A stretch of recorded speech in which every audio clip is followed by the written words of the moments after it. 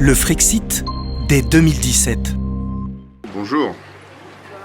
Eh bien, la question posée est qui sont les électeurs de M. Asselineau? D'où viennent-ils? Bonjour, je m'appelle Alexis, ça fait 4 ans que j'habite à Moscou. Selamat pagi, nama saya Pascal.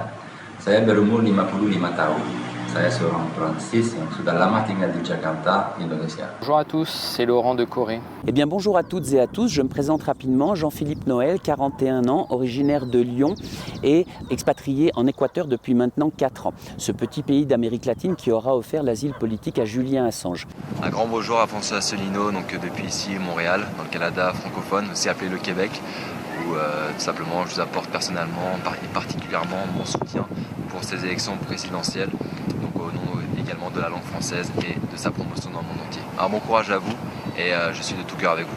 Je viens de la planète Terre, j'ai conscience que nous vivons dans une galaxie, que cette galaxie est finalement un être vivant, mais qu'avant d'être à ce niveau, il s'agirait déjà de considérer que les choix politiques ont des conséquences à la fois dans notre propre pays, mais aussi dans des pays étrangers comme celui dans lequel je suis en ce moment même, et qui se trouve être francophone, pillé de toutes parts, entre des mains de prédateurs avides ou de gens qui viennent en cours de récré. Quand j'ai décidé de m'expatrier, c'était en fait pour découvrir d'autres civilisations où on va dire l'herbe était plus verte. En habitant à l'étranger, on a un regard différent qui va se porter sur la France. Saya menjadi anggota UPR tahun lalu, Partai François Asselineau, karena saya peduli tentang kemerdekaan dan otonomi negara Prancis. Que vous le vouliez ou non, en fait, à l'étranger, en tant que Français, vous êtes en fait un ambassadeur de la France. Et dans un paysage politique français plus que chaotique, François Asselineau apparaît comme une personne sensée qui nous redonne de l'espoir en replaçant le citoyen au cœur du processus politique. Des analyses qui s'adressent à votre intelligence et qui vous donnent des vraies clés de compréhension, notamment par rapport aux conséquences catastrophiques de notre appartenance à ces grandes institutions supranationales que sont l'Union européenne ou par exemple l'OTAN. Et notre inconséquence par rapport à la politique dans nos pays forts, dominants, ont des conséquences extrêmement graves dans des pays comme celui-ci.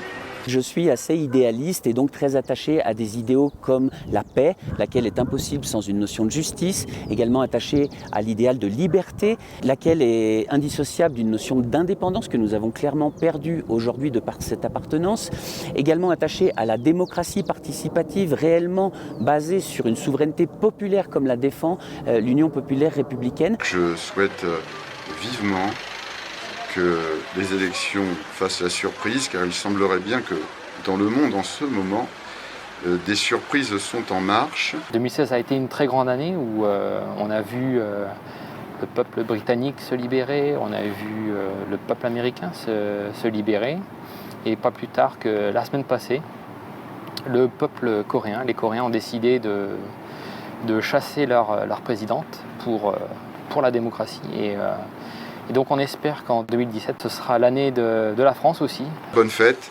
et bonne surprise. Très joyeux anniversaire.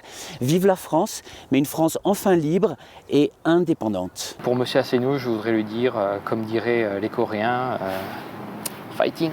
Le 23 avril, participez à l'histoire de France avec François Asselineau.